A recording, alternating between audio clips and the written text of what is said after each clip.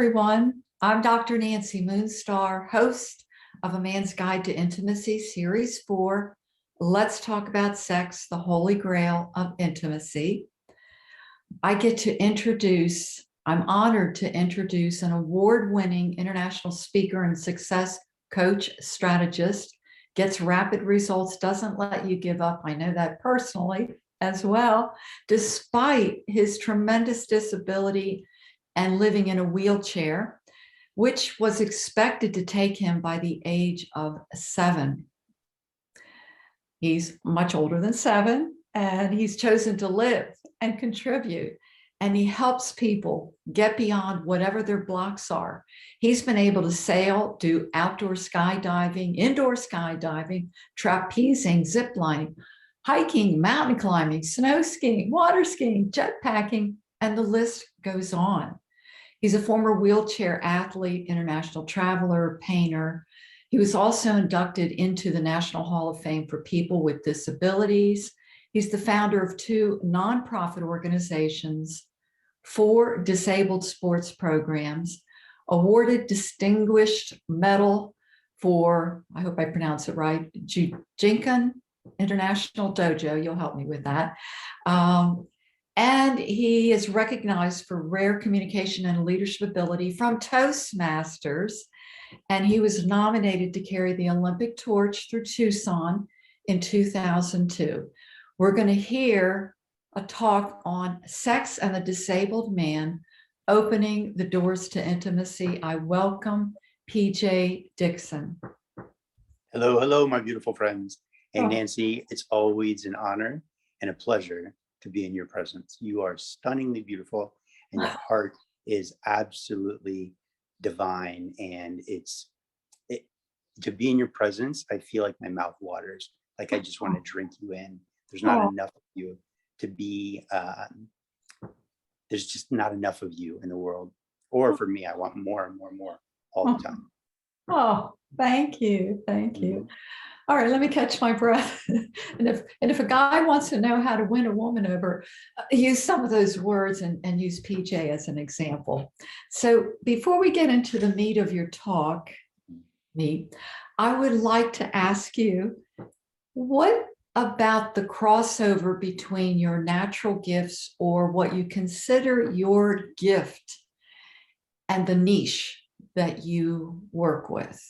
How is it that your gifts overlap and have brought you into, or have brought your niche to you? Yeah, so that's a really great question, because it requires me to identify what my natural gifts are.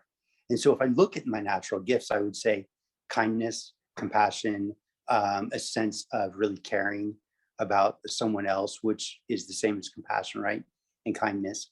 But it's also this courage to be honest and challenge myself and challenge other people through that level of kindness. So I would say that for me, just the expression of wanting to live and not accept my disability as a limit, but rather just a component of who I am, basically like hair color, right? Or height, or I wouldn't even say body weight, because body weight you can change, body shape you can change. So I would say that aspect of me wanting to overcome the obstacles that hold me back is a natural inclination inside of me. And it's led me to a place where I work with both men and women to help them overcome obstacles and release resistance and empower themselves to take that next level of action. And my entire life, literally since I was 7 years old, I've been speaking and helping people to strategize for success. And where does that come from? Because of my inability and lack of desire to quit, my desire to live the best possible life. That's part of who I am at my very core. And so when I listen to that and I move with that, I recognize that that's how I move in the world and that's how I interact with people. It only makes sense that I would use that as the foundation for what I talk about from stage. In fact, that's the title of my upcoming book. It's called Don't Give Up, Get Up. Don't give up, get up. Wow, nice, nice. Okay. All right. So let's, again, that's just so touching and beautiful. And PJ, you're such a kind light to the world for all, and disabled, of course. So, coming into a more specific question, what do you think holds men, specifically disabled men, back from pursuing sex or looking at that maybe they have too big an obstacle to overcome to even pursue sex? So let's hold off on that too big to pursue sex question. Bring me back to it, okay? Because I don't understand what you mean by too big, because I don't necessarily believe that anything is too big. I may not know how to solve the problem, but I always believe that there's a way to solve it.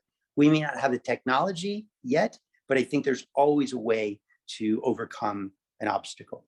And so I would say that some of the biggest problems, really the primary biggest problem for everybody, whether I'm talking to disabled people or able-bodied people, is this idea of I'm not enough, this thinking inside of our brain and our belief systems that stop us or make us buy into or believe some kind of limiting story. So often with disabled people, specifically, disabled men are the worst even. And I don't mean this in any kind of bad way, but male pride makes us compare ourselves to everybody else, to all these other men, right? And part of that is because our desire for sex, our desire for mating, our desire for intimacy. And we look at ourselves and we think, oh, well, I'm not strong enough. I'm not capable. I'm not as good as him. And so we start to compare ourselves and we buy into that and we believe that. And so we pull back and we hide.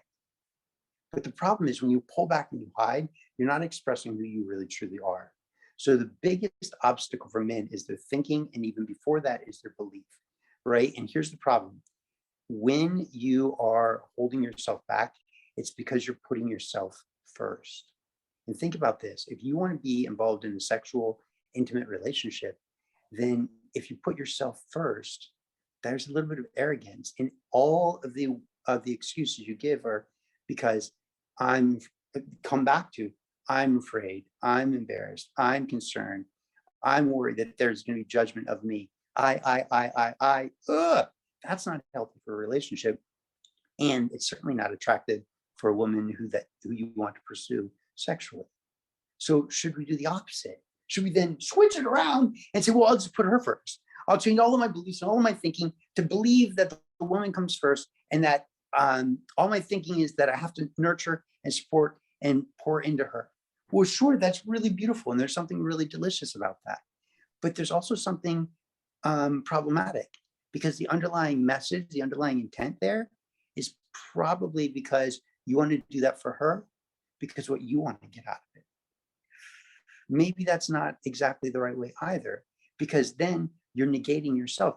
You're denying yourself. You're not being honest and truthful with who you are and what you want. What if instead we find a way to look and we go, well, this is who I am and what I want and what I believe in. And this is what I want out of the relationship. But I also want this for her. And think about the things that you want for her. So what if you match in the relationship with equality? What if you look into the relationship with a level of equality? You want to be satisfied, but you also want to satisfy her. You want to be touched and connected with, but you also want her to feel touched and connected with. You want that level of intimacy, but you also want her to feel that level of intimacy. What if now this thinking is more about, instead of getting stuck in the thinking and the beliefs of I'm not good enough, I'm not worthy, I'm not valuable, my body looks like this, I'm going to underperform compared to all these other people, she's going to judge me. Again, that's all like focusing on yourself. That's not attractive to anyone. When you focus solely on yourself, brothers out there who are listening, that is not attractive to any woman, and they're going to run. And if you pour all of everything into them, they're also going to pull back because it might be too much, because sometimes you're giving to them when maybe they don't feel like they deserve. And so what if there's this balance? And I keep looking over here because for me, that's sort of where I put my future when I'm on a podcast. I put it over here so I can look at it and still look at you. And so when you see my eyes do this, it's because I'm thinking, I'm like, in my body, in my mind, I'm pointing that direction as if I'm pointing out into the future. Okay. So what if instead you look at that future of what it is that you want and you say, I really want a healthy, balanced relationship where she gives to me and I give to her, where I'm able to receive and she's able to receive. Because healthy relationships, if you've ever heard anybody say a healthy relationship is give and take, it is not. Healthy relationships are not give and take, they're give and receive. There's a profound difference. Mhm. So if you start thinking about both of you, now you're in this healthier relationship where you want to give to her, but you're also open and receptive and want to receive. And so it creates this open flow where you can give and receive, she can give and receive. Makes it healthier and happier. Then she's going to feel safer. Then she's not going to feel manipulated. Then she's going to feel like she's part of the team. So I'm hearing you say that men shift into, instead of I and what I want and I want to be happy, into looking at your partner.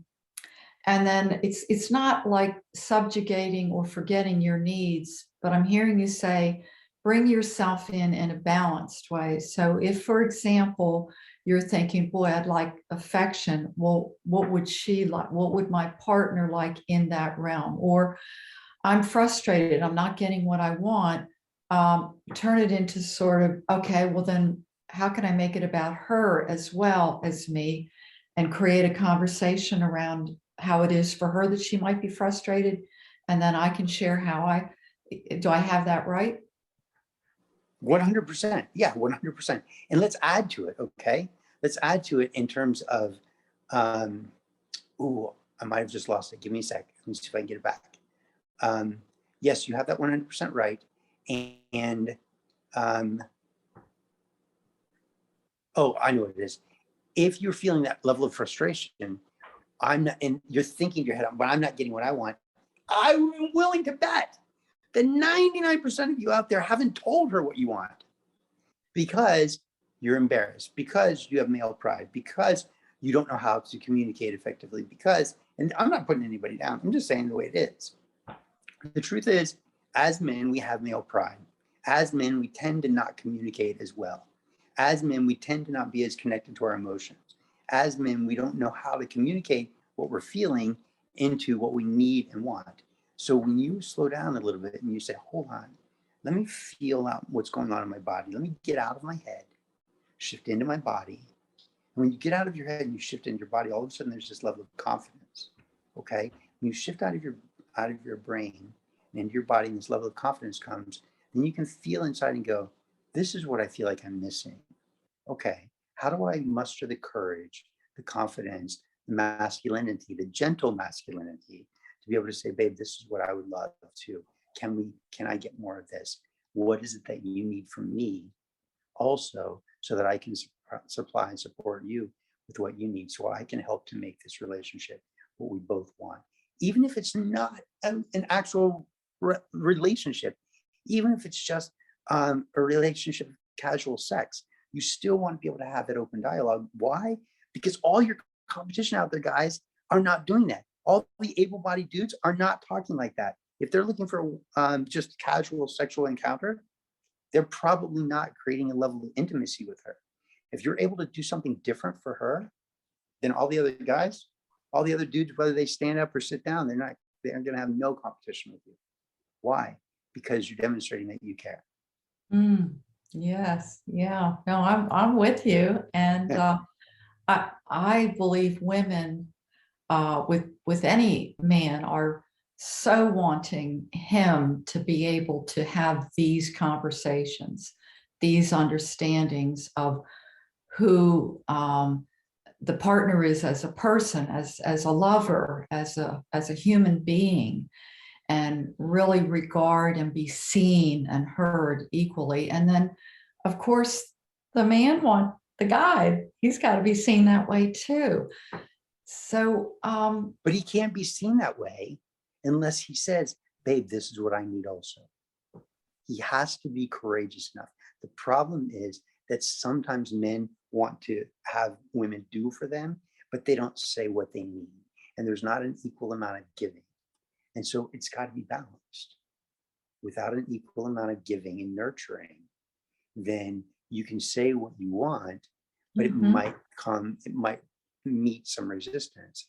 But if you're caring and nurturing the relationship and you say what you need or want, and you're courageous enough to say it, and you're kind about it, then I would almost guarantee virtually every woman I've ever had any kind of relationship with would want to nurture that, because what you're giving to her, it's give and receive, but it doesn't happen. The receiving isn't going to happen unless men are courageous enough, well, insightful enough, aware enough to be able to identify what they need, and then courageous enough to say it. All transformation begins with awareness. Mm, true. So let's turn it a little bit sexual, Woo-hoo. maybe a lot sexual. So I remember seeing a film years ago, and it was a paraplegic. The man was a paraplegic. His woman was fully functioning, and they were able to have intercourse. They were able to have oral sex. He couldn't move his legs, but he got an erection. He appeared to have an ejaculation. So tell us a little bit about that, and men that maybe in that situation, and how, what, where. Give us any little details you can about what he can do to start bringing himself into a more sexual place with a woman maybe he has not yet. Great question. Most important thing I'm going to say probably today is drop the nice guy lie. Let me say it again. Drop the nice guy lie. Because if you're shifting into, I'm going to just be a nice guy and hopefully I'm going to convince her to then like me, but because I'm afraid of being rejected, I'm just going to be this nice guy and not be sexual, not be flirtatious, not be a little bit forward, not express what it is that I want, and you're just going to be a nice guy. This creates confusion, or can create confusion, in a woman's mind. The human brain hates confusion. It wants to solve the problem, so she will immediately friend zone you. Even if she, on a conscious level, was thinking maybe there could be something here, sure, her unconscious brain will friend zone you because you haven't been courageous enough to say what you want. So before you can even get into bed, you have to be honest about who you are and what you want. And so one of the most important things for a man to make that step into that space is to really just sit with himself, get out of your brain, get into your body, and feel what it is that you want and how you want to express yourself and how you want to engage with a partner, a romantic partner, and speak from that place. Don't speak from your head. Don't try and figure them out, right? Speak from your body, feel your body. Even if you're paralyzed, you know where your body is in space. And so you can shift your brain out of that and into this space where your body is, and you feel something different. When you speak from that place and you flirt from that place and you honor, if you're speaking from that place, you're flirting from that place, you're honoring that space, you're honoring your body, you're honoring that part. And when you do that, you have to link that again to being able to receive. But if you're thinking, I'm not worthy, it's never going to happen, then you're going to struggle with that, being able to get into the bed, right? If you can get into bed with your partner, then you need to be able to be, if you're disabled, you may need some help. Chances are, depending on what your disability is, you are going to need some help. She's your partner. She's okay with that.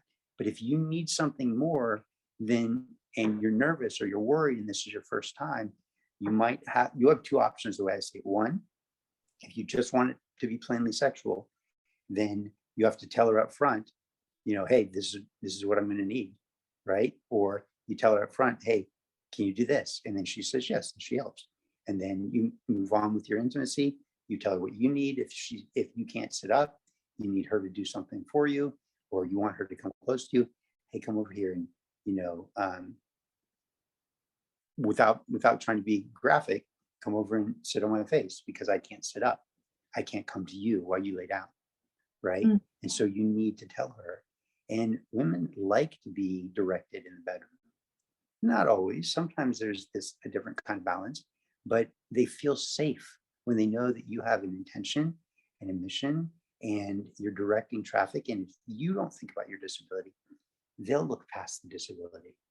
One of my favorite, in fact, let me tell you a story and then I'll tell you my favorite quote or my definition of love. It's not uncommon for people to say in my life, whether they're friends or people that I've dated or whatever the case is, people I've been intimate with, for them to say, I forget that you're in a wheelchair. Why? Because I don't think about my disability. I think about what I want and where I'm going. And if you think about what you want and where you're going and you're honest about that, then other people will get on board with your vision instead of with your limitation. Think about what you want and how you can be creative, how you can make that happen, right? And say what it is that you need and want. She'll follow your lead. I had a girl one time say, when I said, hey, sit on me, right? She's like, I'm afraid I'll break you.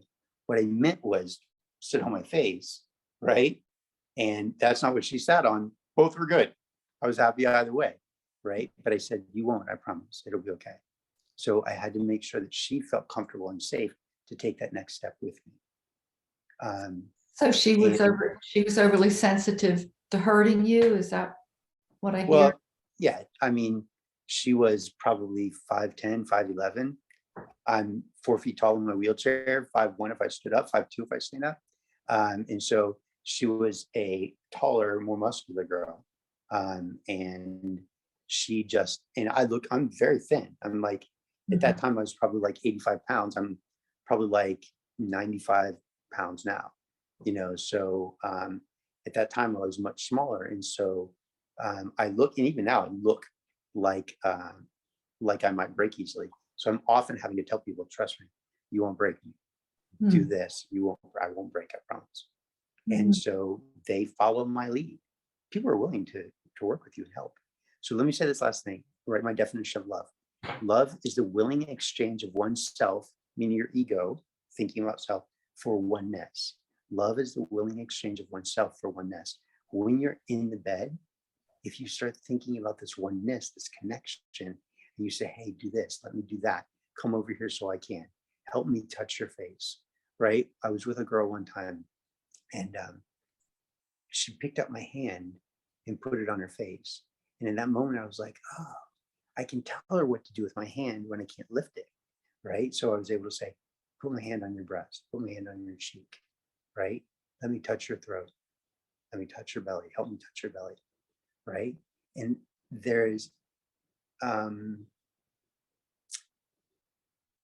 a tingling sensation that often will go up through a woman's spine and through her brain when she's helping you touch where you want to touch, because her brain goes, oh, I know what he wants to do. And since the brain is the biggest sex organ, that means skin, right? The brain goes, oh, well, this is what it would feel like if he could touch me by himself. It may not be exactly the same, but it's enough that it creates a tingling sensation and adds to the intimacy. Wow. So think about the oneness, not yourself. Think about the connection. So it's when it comes down to anything to everything with a disabled person and an able-bodied person, intimately, you're going to have to communicate. It's no different than getting in and out of the car. Hey, you're gonna have to lift me like that, right? It's going to be the same thing. It becomes something different when we make it something different, and it is different because it's intimate.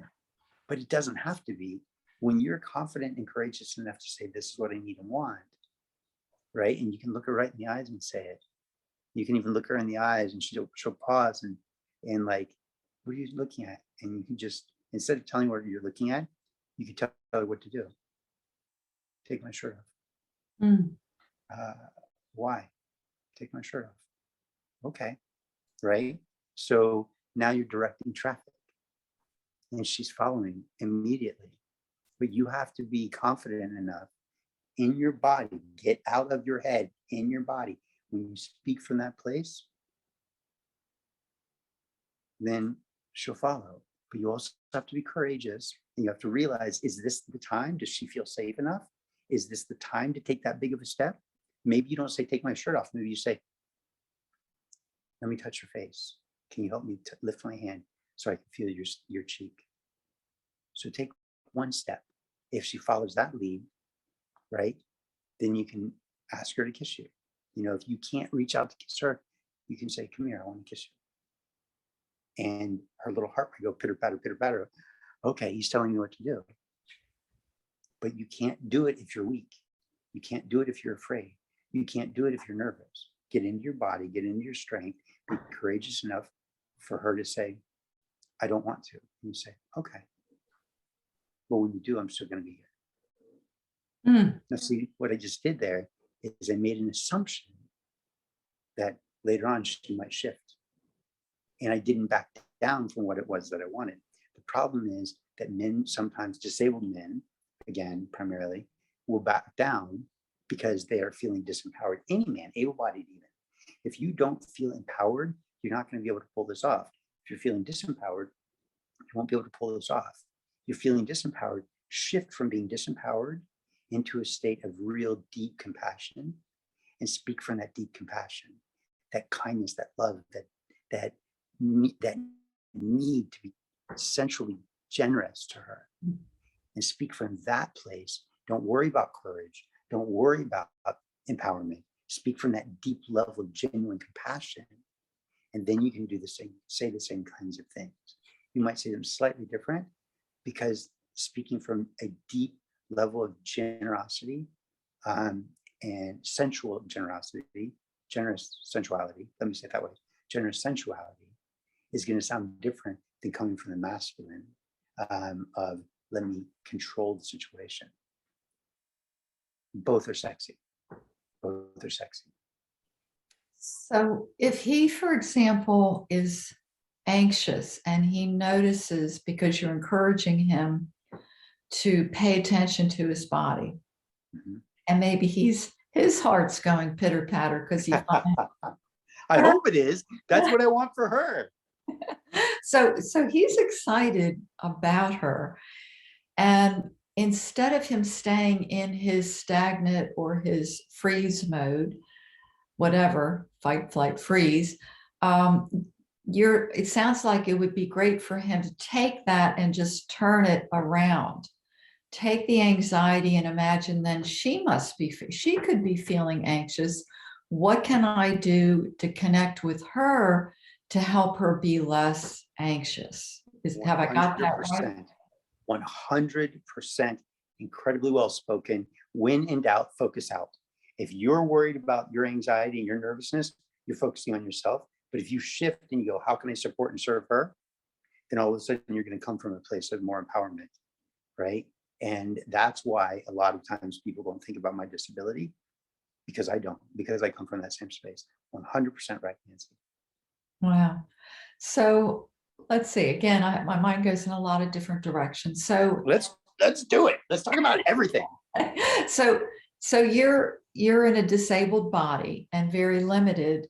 You want to be able to communicate, and there's also men who have handicapping conditions around how to verbalize, getting it out verbally. So if you could start with that and some ideas of how they could overcome that, and maybe they have a combination of verbal and physical limitations. Now, so you're talking about somebody that might have cerebral palsy, and so they can't articulate as cleanly, yes, and their body is not functioning at an able-bodied level. Is that what you mean? Or somebody who's just emotionally like a little nervous and afraid to talk around? Goes beyond the emotional nervousness that stops verbalizations, but it could even be a severe stutter. It could be aphasia or something inside the brain that has shifted. So even forming words, or he could have a condition where he might need a communication board or some of these gadgets. Help walk us through this. Yeah. So it's funny, right? Because there's so many intricacies when it comes to intimacy. And when we look at these things, there's a difference between somebody who has a stuttering problem and somebody who can't articulate because of, or doesn't articulate as cleanly because of cerebral palsy versus somebody who has to use a speech board. So let me just cover just a few ideas. Excuse me. Let me start with the person who stutters, right? And this also can work with somebody, less with somebody with cerebral palsy. So let me start with somebody that has some kind of stuttering or difficulty verbalizing. Okay, if your body is relatively normal, then instead of saying what you need and what you want, just show her. Why don't you reach out and grab her hand and put it on your chest? Why don't you take both of her hand, take one hand and put it on your chest, right? And then what if you move her hand to your button, right? And you help to unbutton one button, and then you grab her other hand and bring it up to your second button, right? And then what if you reach across and help her start unbuttoning her shirt? And so if you can't verbalize it, if you can't say it, can you still come into that space of confidence in your body? Get out of your head and get into your body. Show her what you need. If you want, you can add, if you're relatively able-bodied but you can't articulate well, then maybe dance with her to create that heightened sense or that heightened state where all of a sudden her spine and her brain is tingling. What if you just grab a woman's hand and you spin her around, right? I was dancing with a girl one time here in Tucson at sort of an outdoor garden area, and we came across this stage, and I had her hold both of my hands, and I taught her to dance with me on a stage, and I showed her how I could spin her around because I can't lift my arms. So I had her hold my hands, and I said, now listen, you're going to push against me, I'm going to push against you. We're going to go opposite directions, then you're going to pull, you're going to go left, and I'm going to go left. All right. And then we did, and I said, push again. We went apart. I said, now this time pull, and I'm going to go right, you're going to go right. And we did that way. Okay. We did that 2 or 3 times. And then I pulled her close. I pulled myself close, and I said, lift my hand, lift this hand. And I moved it. I said, lift this hand above your head. And she did. She said, walk around. She walked around, she spun. Right. And when she was done, she looked me right in the eyes because something was going on there. What? I was in control. And most men don't spin her around. So if you can't articulate, then what can you show her physically? Can you touch your own body? Can you touch her hand and then touch your body? Can you touch her heart with your hand and look her in the eyes and nod and smile? Like, is this okay? Right? So you can use physical, nonverbal communication. You have to be creative. And again, it comes from that level of confidence. And let's even step back a little with a guy like that. Let's say he stutters and he's afraid on how he's going to communicate, right? And it gets even worse. What if he decided to shift out of his brain and into his body, and he got super courageous? And by the way, there are ways of working with stuttering to help you get rid of the stutter. I was going to ask about, wanted to ask about that too. Yeah. Okay. Sure. Because stuttering started somewhere. It was a way of protecting yourself.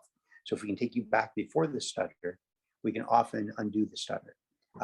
Maybe not completely initially, but if we do it a few times, it should go away pretty well. There shouldn't be any problems. But anyway, what if you walked up to a girl in a bar? Okay, I'm being creative. Never been asked this question before, so it's fun. What if I was an able body, but I didn't like the fact that I stuttered and I was embarrassed of it? What if I walked up and I wrote a note on a napkin, and I wrote this note, I tapped her on the shoulder, and I write this note, because I don't want to write the note and then tap her shoulder, because it's sort of like, wait, who are you? Why are you giving me a note? This is weird. Versus tapping your shoulder, holding up a napkin, holding up a pen, then starting to write. Now I have her curiosity. Right now I have her attention. And what if I simply write something like, hey, comma, I stuttered, but I wanted to talk to you, period. Can I just write? And she might be like, yeah, like who's going to say no? Nobody, right? And then you say something about her, you ask something about her, right? And make what you're writing, make it be, 3, 4, 5 words. So it's not too much. So she's not waiting too long. Now she's having a conversation with a dude that she's never had in a bar before. And it's intimate. Why? Because you're not communicating, trying to shout over the music in the background, right? So be creative. But that creativity comes from being courageous. And that comes from getting out of my head and into my body and saying, I want her. I want to talk to her. I want to know her. I want to see if she's worthy of what I'm looking for. Not am I worthy of her. Big shift, guys. Is she worthy of what I want in my life? Not she's just pretty. Let me go and find out who she is. Mhm. Okay. And that is a massive shift in the psychology of approaching a woman. If you just approach a woman because she's attractive, you might fall on your face because you're just thinking about how attractive she is. You might not even need to talk to her. So when you shift that and you're like, well, let me just go and check. Let me see. She's attractive and I like that, but let me see who she is as a person. If I met her and she was like all into NASCAR, I have no clue what NASCAR even really is. I'd be Mhm. like, hey, you're really cool. You're super cute, but not my thing, not my speed. So anyway, let's shift and think about somebody who can talk. They don't stutter, but they have like cerebral palsy, for example. They have a hard time just getting it out, right? It takes somebody a lot of like effort for them just to listen, because the guy is trying to get out. Now, let's say if we're in the bedroom, then at this point, you don't have to worry. If the guy has cerebral palsy and he was already able to meet her, he was already able to entice her and attract her to the bedroom, and you're already in that state where it's going to get romantic or intimate. She's not worried about how he speaks. He's already bypassed that. His initial issue is, how do I communicate right from the very beginning? And it's exactly the same.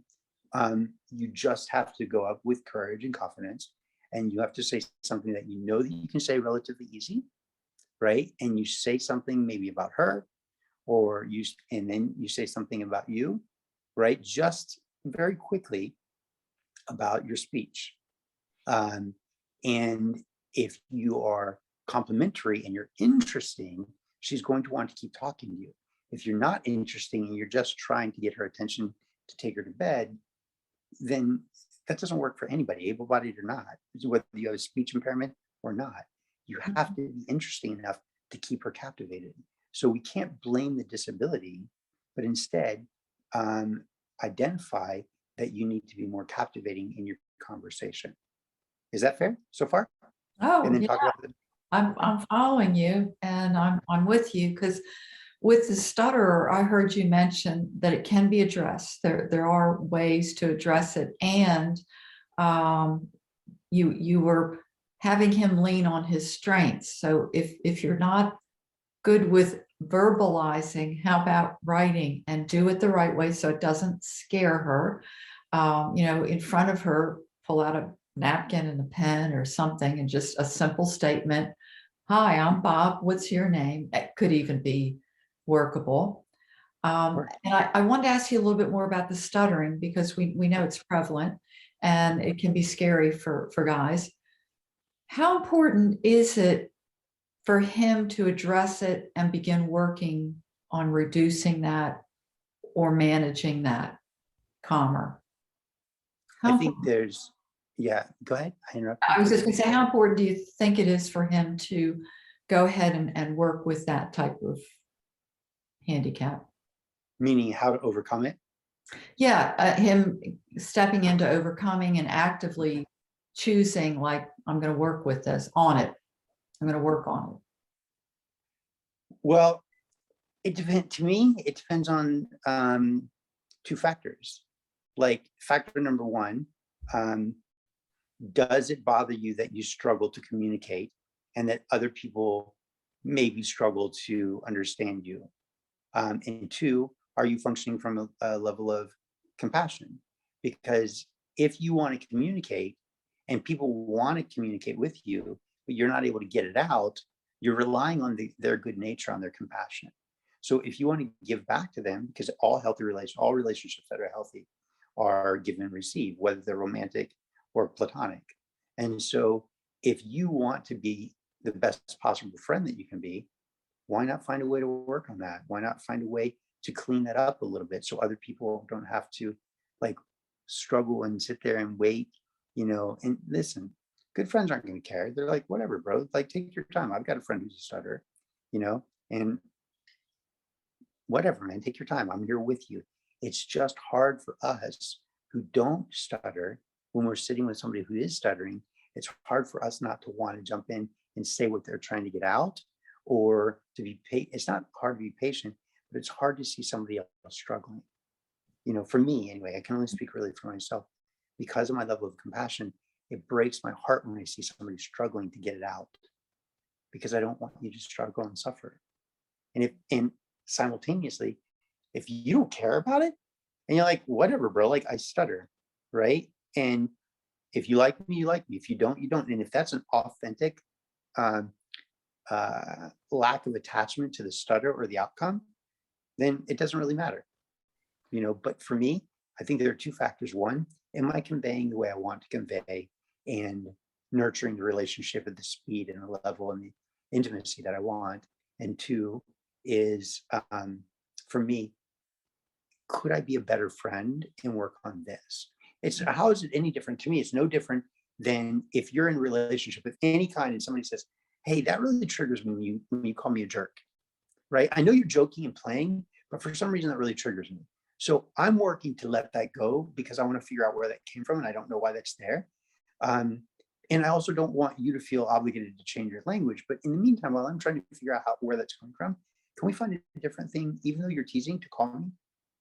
Because now we're working on the same thing, right? I'm being honest. I'm communicating to you what I need, but I'm not asking you to change, right? I'm saying I'm working on it. But if you want to come along with me and help me, it'd be nice if we could find a different word in the meantime until I figure out what's bothering me. Then, use it all you want, because it doesn't bother me anymore. So to me, it's very similar in that regard.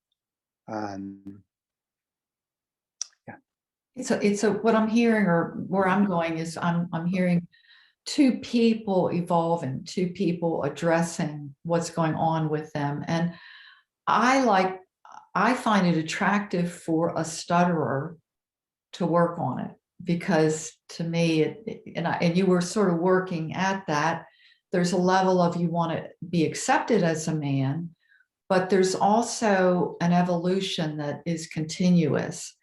And many women find men that continue to evolve themselves in some way. That's alluring, that's attractive. There's something about that. Can you speak to that? 100%. Why is that alluring and attractive? It's alluring and attractive because he is growing, he's evolving. That's a great word. It's a word that I really like, is that idea that as he grows, he gets more power, he gets more knowledge, he gets more wisdom. He can give and provide and do more for the partner.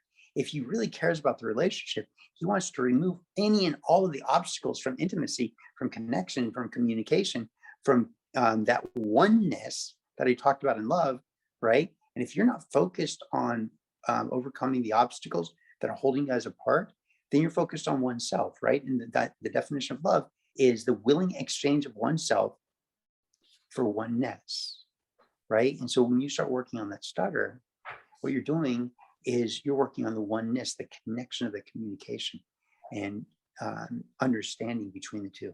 It's really kind of the same as men who have ED, or not ED, but well, maybe ED also, but premature ejaculation, right? If you're working on it with your partner, or you're working on it on your own, she knows that you're doing it. If you're not doing it just for yourself, but you're like, hey, babe, I really want our intimacy, our intimate life to be better. I just wanted to let you know that I'm working on my coming early, my premature ejaculation. I want it to be something, I want to be able to last longer for both of us. So here's some of the things I'm going to do, or I'm doing, but also wondered if maybe we could, make it fun for both of us. Maybe we can do some exercises when we're in bed together. So she's going to see that you're growing, and that's going to mean a lot to her, because she's going to see that evolution of power. But if you stay static and sedentary, there's no power. There's a loss of power. There's a weakening. You're either empowered or becoming more disempowered. Yeah, I think it can even transcend, go beyond what she observes or sees. She's going to feel his vibrancy, and yeah. Why? But why? I know why. But why do you say that? What is she going to see and feel? Great focus. Him to, Confidence also. His yeah. confidence level is going to go up, whether he knows it or not. If he struggles to get out a single sentence, but all of a sudden he can speak that sentence twice as fast, or there's always a word that he trips over, and for whatever reason, his brain goes to that word, and there's 15 other words that could mean the same thing, but he always goes to that word, and he always trips over it, right? But all of a sudden he says it in a sentence, and she's like, "What? You just said that word."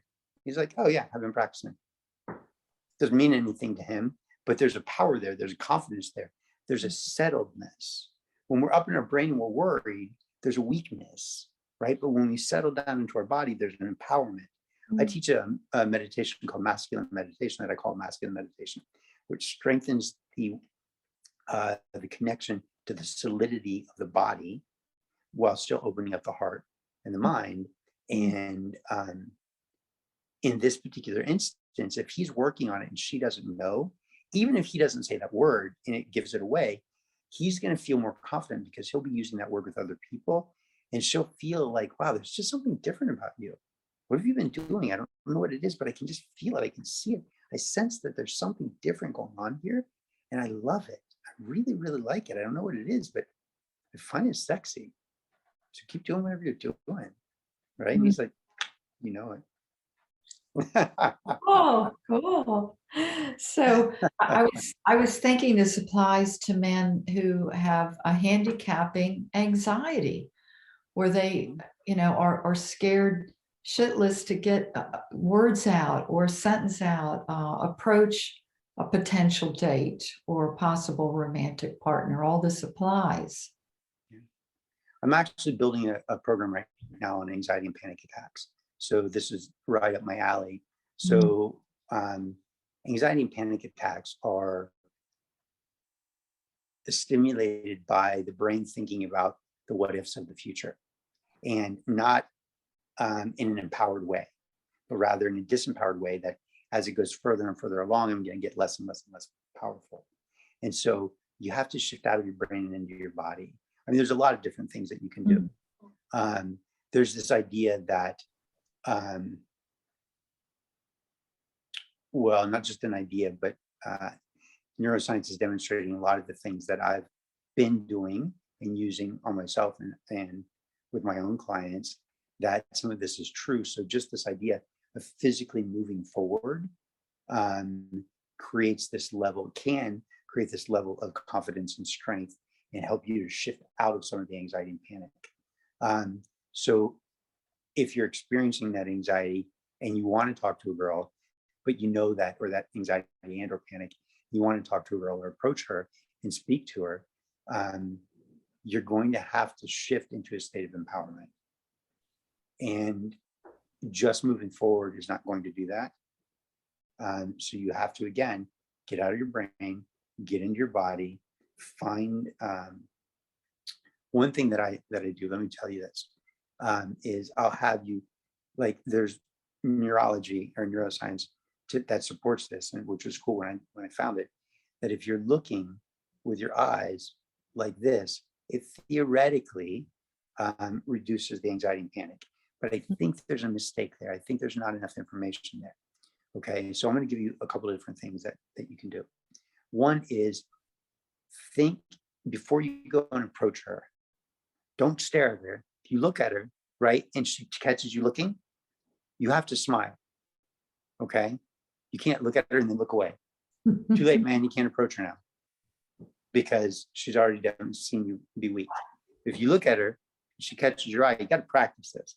Practice this in the mirror. It works amazing, right? And imagine she catches your eye, and your instinct is to pull away. Look at her for at least 3 seconds. Smile, and then look away.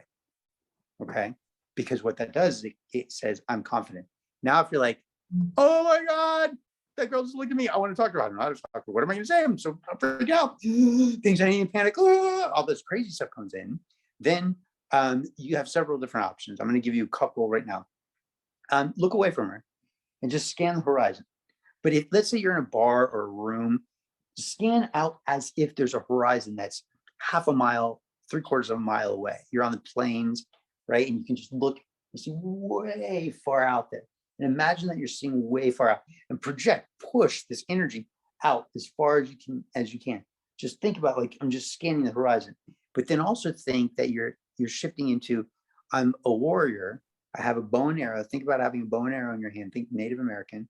Okay. I have a bow and arrow in my hand. I'm scanning the horizon, and I'm either looking for prey, something like a buffalo or a deer, or I'm looking for the enemy. For me, it's better if I'm looking for the enemy, because it creates, for me, internalizes me to be more empowered than if I'm just looking for prey. Okay. Looking for prey is about taking something, but I have to be more empowered if I'm looking for enemies. I have to be more focused when I'm looking for enemies. So it's a head game. It's a game that I play. I'll look and I'll scan the horizon. Okay. And I'm actually playing with this now by forcing myself to think about smaller enclosures, like tiny, tiny little enclosures, and using that inside of that to fight any kind of claustrophobia. Not that I have claustrophobia, but I want to know that I have skills to combat that if I ever experience something like that. Nice. So yeah, so that sense of scanning the horizon, thinking, like, just actually feel the bow and arrow, the notched arrow in the bow, right? And think about, like, yeah, I'm looking for the enemy. I'm hunting. Because then there's that power. When you're in that state, that strength, that power, then you can get up, you're in your body, then you can get up and go and talk to it from that state. Another thing that you can do, and you can add to that, is you can breathe differently. Notice that when you get that anxiety, you're probably breathing very shallow. What happens is, when you get nervous or anxious, the tension in the muscles between and around your ribs tightens. And so you're taking shallow breaths. And excuse me. And so what I always do is I suggest, I don't just suggest this, I do it also, but I suggest to my clients is take a deep breath, hold it, because what you're doing is stretching out those muscles, then exhale slowly, but don't just exhale slowly, push it out. Like, really force it out. Nobody has to even see it. I can do it without you let me start again. I can do it without even demonstrating any weirdness to my lips, right? I can just force the breath out through my mouth. So just a quick example. What I'm doing is I'm tightening the muscles around my ribs, and I'm forcing it out. Then I breathe again a second, and then I do it again, a second, and the third, I breathe in and exhale again. What I'm doing is I'm pushing the air out through force by tensing myself as I'm exhaling slower than I inhale. And often what I'll do is I'll push that exhalation. The exhalation may be coming out of my mouth, but the energy and the thought is pushing it down into my lower body from my belt line down. And this is part of the masculine meditation that I teach. So this cycle of breathing in and then breathing out, but not just breathing out over an extended period of time, and exhaling, but pushing, squeezing it out, like I'm pushing it, packing it down from my waistline down to the bottom of my feet, starting at the bottom of my feet and building it up. What happens then is you'll feel a sense of solidity, this sense of solidness, right? So then when you decide, okay, I feel confident and strong, now you can get up and you can walk over and speak to her from this place of strength. And so that anxiety and that panic goes away, because you're not thinking about yourself. You're thinking about the power of your body. And remember, when you go up to talk to her, you're not going up to talk to her because she's pretty. Oh, because I create so much of that. What if I get rejected by the pretty girl? That's the problem. You're not looking to test her to see whether or not she's actually worthy of your company. Is she someone that you want to hang out with beyond the fact that she's pretty? Is she somebody that you'd want to spend time with emotionally, intellectually? Do you want to have a conversation with her? Or is she just attractive? Because if she's just attractive, she's only part of what you're looking for. So she's not the one. Was that somewhat helpful? Yeah, no, I was just following along and Okay. enjoying, and I was picturing, if I'm a man, I'm walking while you're coaching him just now, up to her, up to the bar, wherever she is, bringing himself into the right space, but first feelingization inside is right and solid and feeling as good as possible, because this is not necessarily easy. It can be work to do that. It's only not easy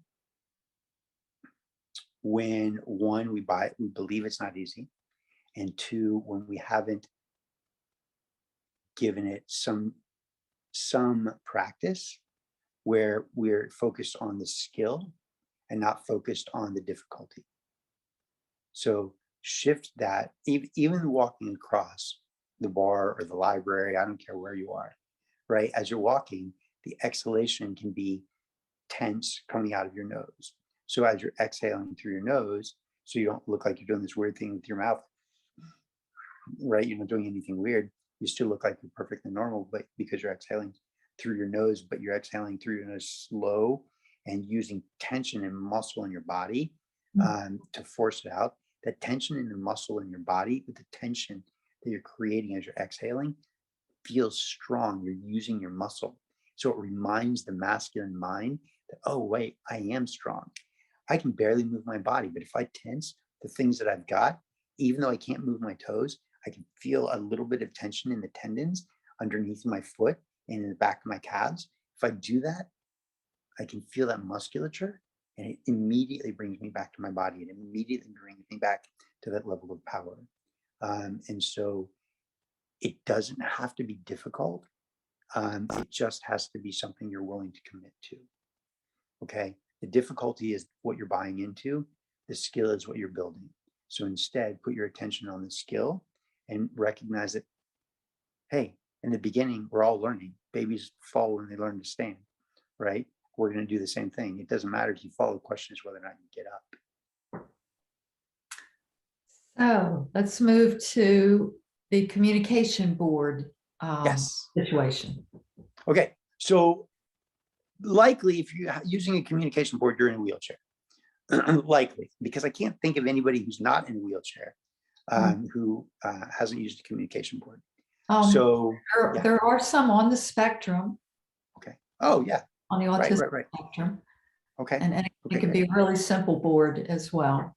It doesn't have to even be electronic. It can, yeah. So you've got to be curious, or you've got to be interesting. You've got to say something funny.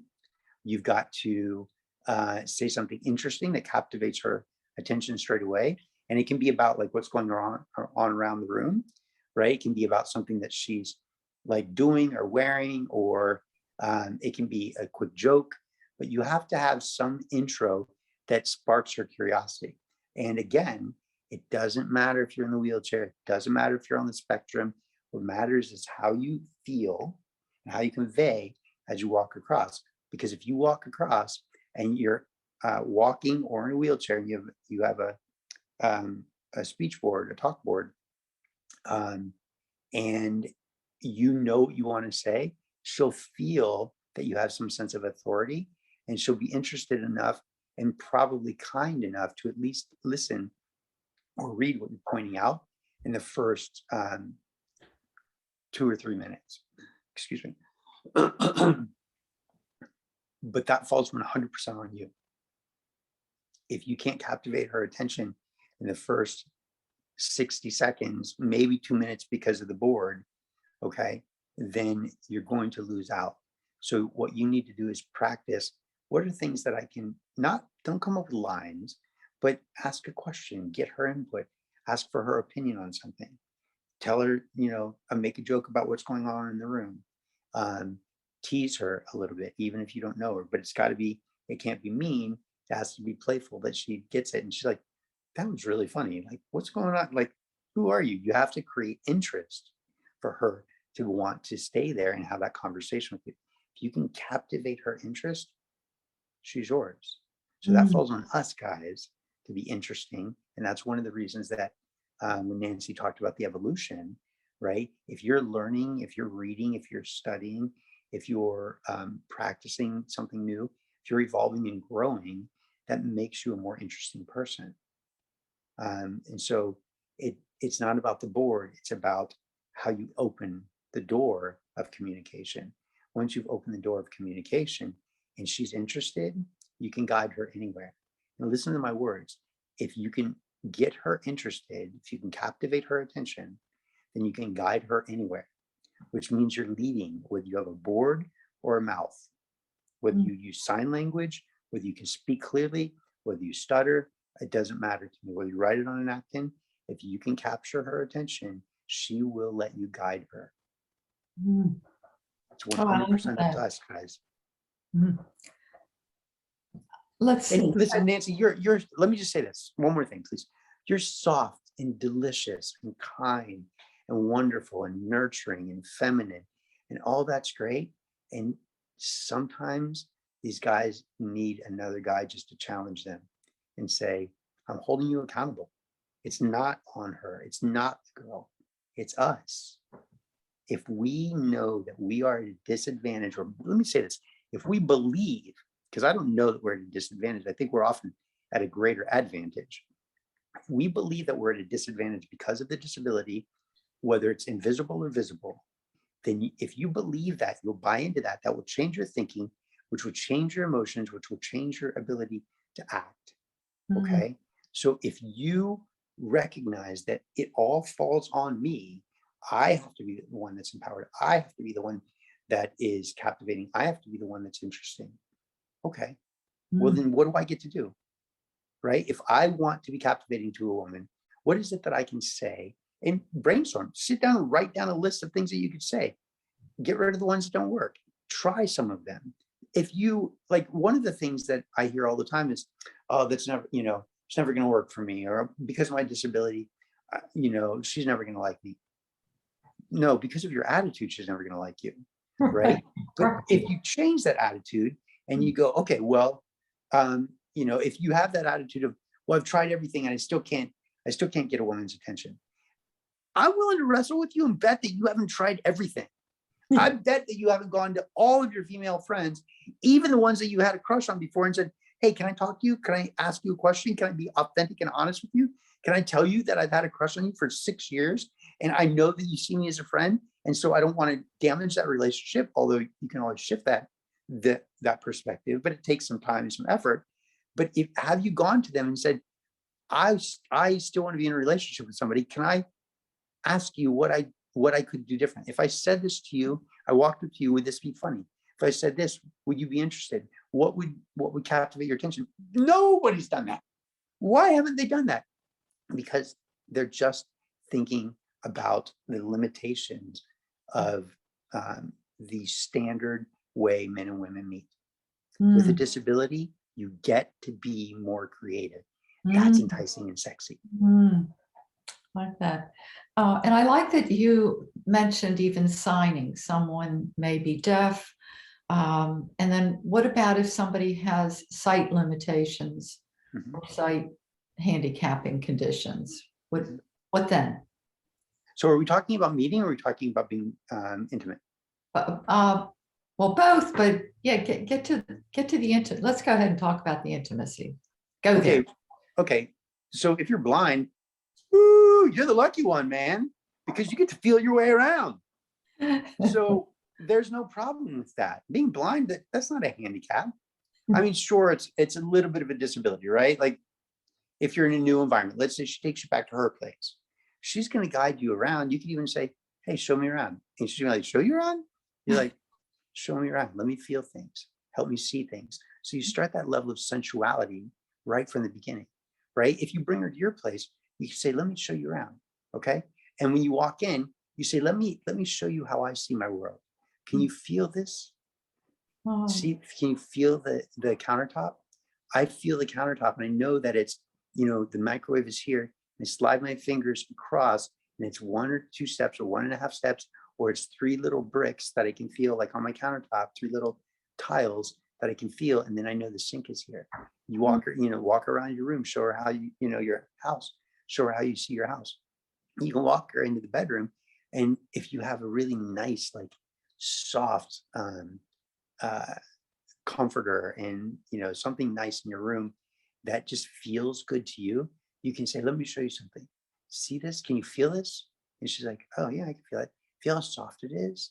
And she's like, yeah. And you're like, this is what really pulls me in. I may not be able to see, but I really like to feel my way around my world.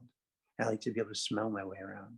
For example, I love the way you smell right now. It smells like, and tell her what it smells like, flowers, or reminds me of, or brings me back to, right? And you could even turn to her and say, I'd love to know more about what you look like. Can I touch your face again? Because by now you probably already touched your face. Can I touch your face again? Right? And then she's going to open up to you because you've taken her into your world. If you take a woman into your world, you've guided her, you've led her. Remember, women like to be led. She's going to trust you. Nice. So as a finale, what about men who might be quadriplegic and might have limitations that they would see as, some might see as in the severe range? Now what? Yeah, it's all the same, right?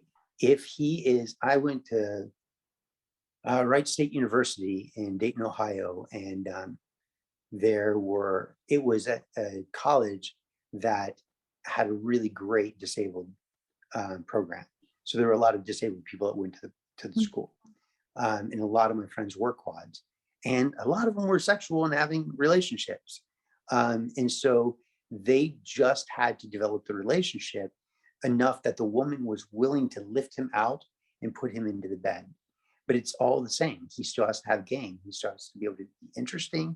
He has to be funny. He cannot rely on the nice guy lie. You cannot rely on the nice guy lie. That is not going to help you. It's just going to friend zone you and confuse her and mess up the relationship. If you find her attractive, let her know. Flirt with her from the beginning. So when a disabled man that's a quadriplegic, for example, flirts with a woman, all of a sudden her mind's like, is he flirting with me? Can he do that? She's thinking about you sexually already before you're even in the bed. So if you can flirt with her and you can get her to this place, then she's already willing to lift you. And if you guys have had this conversation, even if you haven't had the conversation, you're going to have to say, okay, well, this is what you need to do next. Lift my left leg, and right next to my knee is going to be a little latch that if you push the latch, it'll swing the footrest out of the way. You can just let my leg hang down. Okay, do the next with my right, set it down, swing that out. Okay, perfect. Right, now take my seatbelt off. Okay, now come close. You should be like, yeah. Come closer. Yeah, hug me.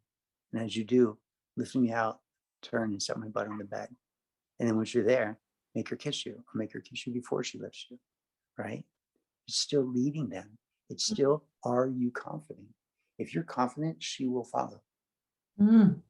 That sounds so enticing. Very nice, very nice. So we'll finish with some flirting and how important flirting is, and give some tips on fun flirting. Yeah. Number one, it has to come from the body, not the mind. Okay, and it has to be playful. And I always make sure that I'm connecting with my heart.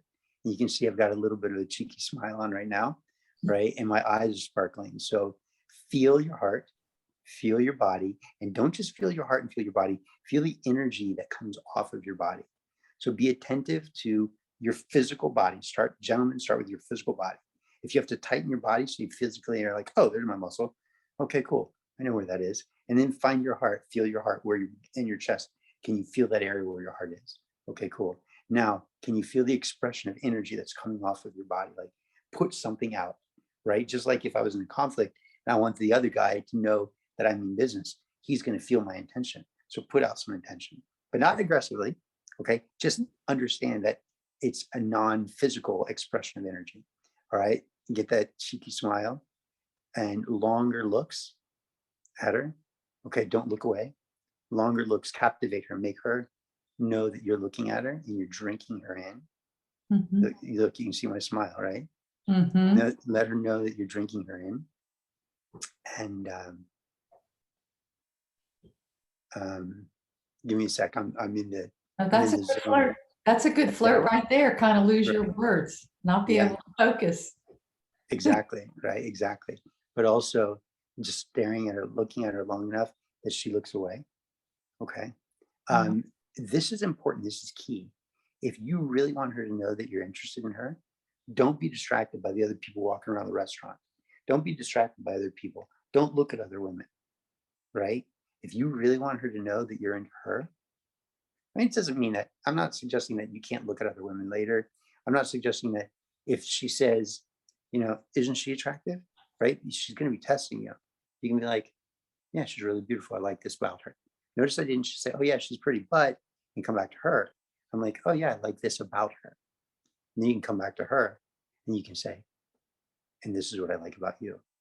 I like the shape of your lips, the color of your eyes. What's more interesting, though, is the fact that you are whatever, you're a marine biologist, and there's a passion in you to save the animals. So now I went from physical, something that she doesn't have a whole lot of control over, to something that might be in her brain, right? But you can hear the tone of my voice has changed. I'm talking a little bit lower. I'm talking a little slower. I'm cocking my head every once in a while, right? Men also take up more space. So if you have the ability to spread your arms out or to sit a little bit bigger, right? She's going to feel that. Don't slouch. Never slouch. Sit up straight. You can lean back, Mhm. right? If you want, but it's these longer, slower conversations with a slightly deeper voice. Mm. And you look like I got a little bit of a thing on my right side and I've turned to my left. So I'm sort of looking at you sideways, right? I can also tease her. Flirting can also be teasing. You can be playful and silly. Now hear the sound of my voice changing, right? If she says something about herself, you can like, what? No, I don't believe that. Show me. No, I'm not going to show you right here in front of everybody. No, I can't believe you.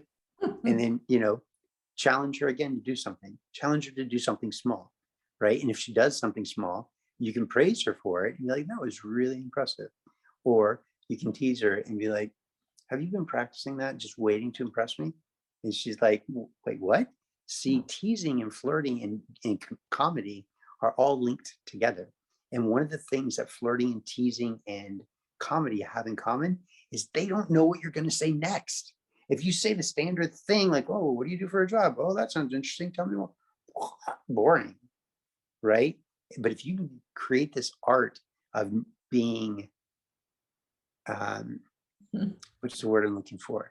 I can't think of the word right now.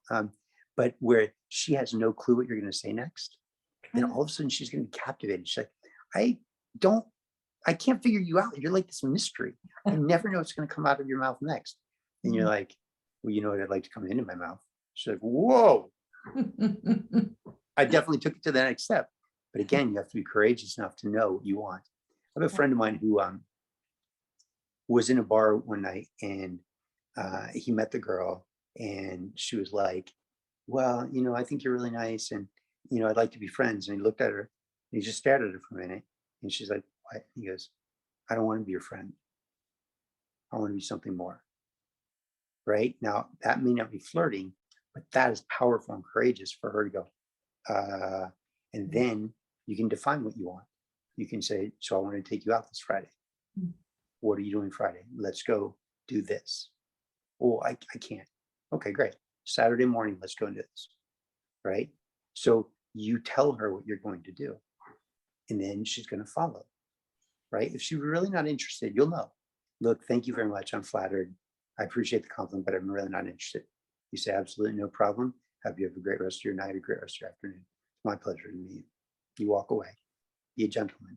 There's a difference between an adult boy, a man, and a gentleman. And to me, there's even a next level, which is the gentleman warrior. And that's what I always try to be, is the gentleman warrior. Well, you pull it off really well. Thank you. All right, so we'll start wrapping it up because I know we've run over an hour and it's been delightful. What are you thinking about as a gift, as a freebie for the audience? It's currently a mystery, but what I'm thinking is that I will transcribe or have transcribed our interview from a year ago. So people can hear that or not hear it, but be able to see it and read it and maybe get some deliciousness from last year's conversation. And I might even put in there and share with them my masculinity meditation. I think I will actually. So help remind me, if you would please, that I want to be able to share both of those. We'll transcribe the last year's conversation, and I'll also make sure that I provide the masculine meditation or a link to the masculinity meditation for the guys to practice. Nice. Oh, that's great. Thank you so much, PJ. What a delightful conversation. What a pleasure just being in your presence as you're explaining all this and going beyond. And no, I don't think of you as in a wheelchair. I just, look at this handsome dude who knows what he's about and says it the right way and is a great role model. So you guys listening, pick up and use this research. It's not copying, it's not plagiarizing, it's research, and you're researching PJ's tips here and use them. Okay, all right. So we'll say. Can I end with something? Yes. Okay, give me a sec. I want it to come through me instead of from me. So I want to hear what wants to come out. Give me 1 sec. Staying in your mind is an excuse that just supports your fear. Shifting in your body is a commitment to courage. It's a commitment to confidence. It's a commitment to your future.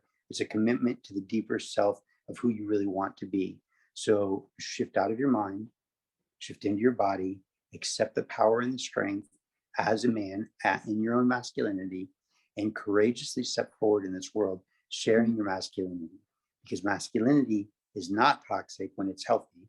It is instead a complement to a woman's femininity. And if you're in your masculine, she gets to be in her feminine. And that's what often attracts us. And that's often what she wants also. She misses her femininity in many cases. So be the masculine so she can naturally shift into her feminine again. Great ending.